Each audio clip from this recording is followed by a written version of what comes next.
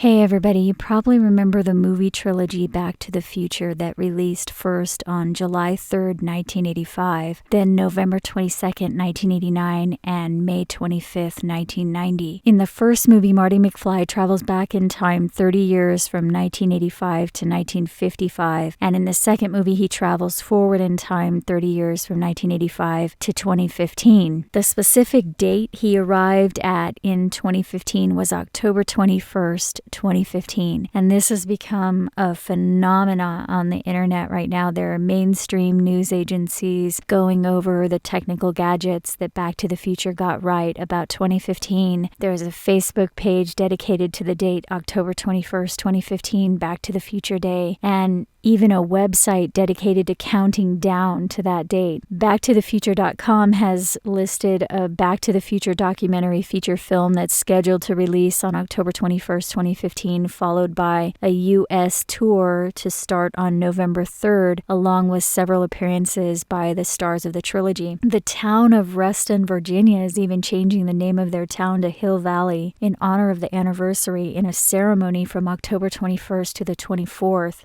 It all seems somewhat reasonable, I guess, except maybe the town changing its name. But here's where it gets really weird. If you haven't seen the short film Back to the Future Predicts 9/11, you might want to check it out. I'll post the link below. In short, the film points out what some might call odd coincidences between the Back to the Future trilogy, 9/11, and October-November 2015. First, in Back to the Future Part 1, Marty McFly goes to the mall to meet Doc and stops briefly at a sign that reads Twin Pines Mall with a clock at 1:16 a.m. Obviously, the 1:16 reads 9/11 upside down, and to confirm that wasn't a mistake, Doc holds up two digital clocks, both reading 119 or 9/11 backwards. Then later, after Marty comes back to the future after changing events in the past, the mall is no longer called Twin Pines, but Lone Pine, and the clock is at 1:33 a.m. This really seems to be a reference to the Twin Towers World Trade Center changing into the One World Trade Center. The use of Twin Pines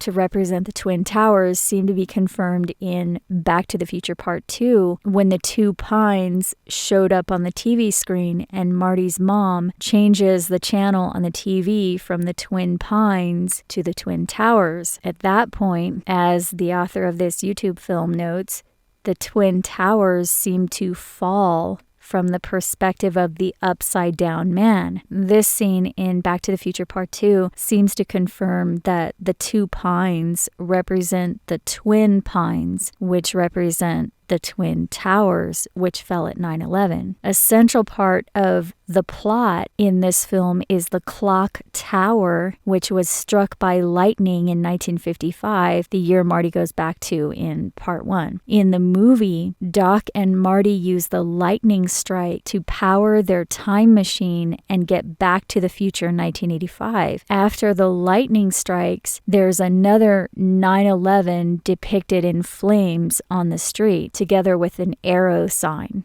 So it seems apparent at this point that the makers of the movie Back to the Future had foreknowledge not only of the tower disaster itself, but the date of the disaster and the fact that the Twin Towers would eventually be replaced by one tower. That in itself puts this movie on par with the many other films and television shows that seem to have predicted 9/11 before it happened. But it gets even weirder. In Back to the Future Part 2, Marty travels forward in time 30 years from 1985 to October 21st, 2015, where the Twin Towers are on the TV. In real life, a movie about the Twin Towers just released yesterday on October 9th, 2015. The movie is called The Walk, and it's about a man who attaches a wire to the Twin Towers and walks across. In the movie Back to the Future, Doc connects a wire from the clock tower to enable the time machine. Then Marty hands Doc a letter, and Doc asks, "What's the meaning of all this?" And Marty answers, "You'll find out in 30 years. 30 years from the release of Back to the Future lands in 2015 with the release of The Walk, which depicts the main character wearing the same outfit Marty McFly wore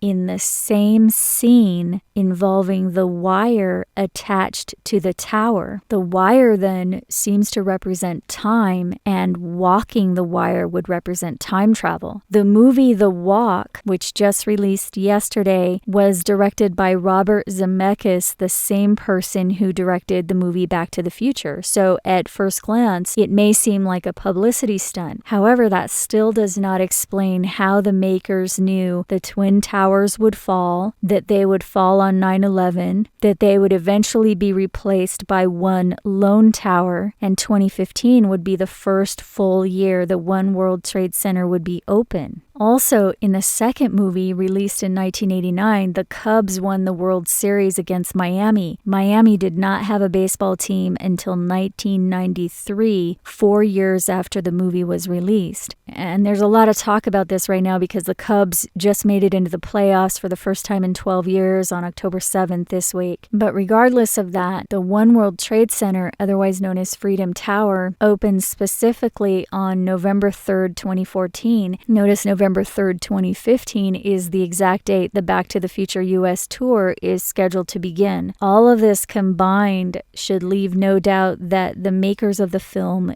did refer to the One World Trade Center. So what is the real reason the makers chose October 2015 as the destination in part 2? And for that matter, why did they choose 1955 in part 1? Well, here are some significant events that occurred in 1955. The opening of Disneyland and the first airing of the Mickey Mouse Club on ABC, the start of the Vietnam War, the outlawing of racial segregation on trains and buses, and that was the year of Rosa Parks. It marked the birth of Steve Jobs, the founder of Apple Incorporated, and it marked the birth of Bill Gates from Microsoft Incorporated. Some significant events that occurred in 1985 were the creation of the Internet domain name system, the start of Ronald Reagan's second term, the discovery of the Titanic in the North Atlantic, Steve Jobs' foundation of Next, which was the platform for the World Wide Web, the maiden flight of the Space Shuttle Atlantis, the release of Microsoft's first version of Windows, and the fall of communism. So far in 2015, a few significant events include NASA's Dawn probe becoming the first to visit a dwarf planet, the legalization of same-sex marriage in both Ireland and the United States, Greece becoming the first advanced economy to miss a payment to the International Monetary Fund, NASA's New Horizons spacecraft becoming the first to visit Pluto, Cuba and the U.S. reestablishing diplomatic relations, and NASA announcing water has been found on Mars. The most obvious connection between 1955 and 1985 is the birth of both Steve Jobs and Bill Gates, the founders of Apple and Microsoft, both born in 1955. And in 1985, the release of the very first version of Windows by Bill Gates and Steve Jobs' resignation and his founding of Next, which was the platform used to create the World Wide Web, in other words, the Internet. Those were two huge events that can only truly be appreciated by those of us living in the future.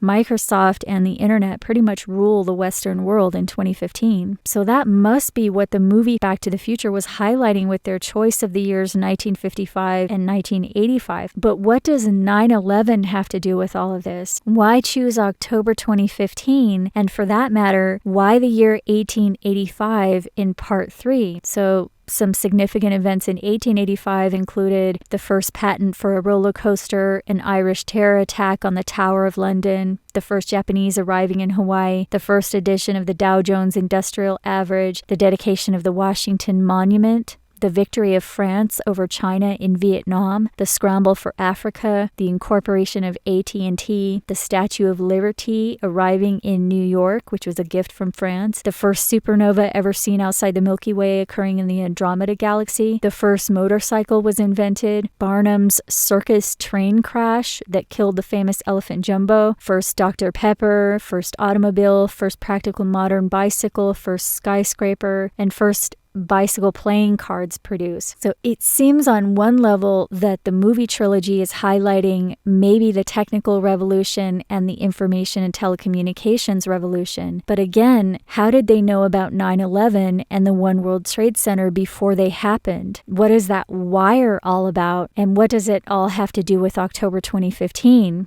Another thing you might notice is that Biff Tower in Part 2 bears some resemblance to Trump Tower, and so does Biff himself. Trump is running for president in 2015, the last year highlighted in the series. In addition, George McFly looks almost identical to this older photograph of George H. Bush, who was vice president when the first movie released, but later became president, and whose son also became president the same year of 9/11, and whose other son is now running in 2015. So what does all this mean? In 1985, 30 years ago, Marty McFly answered that by saying, "You'll find out in 30 years. And here we are 30 years later, and I'm still not sure what it means. For more information, you can check the links below. And if you do understand what all of this means, please leave a comment.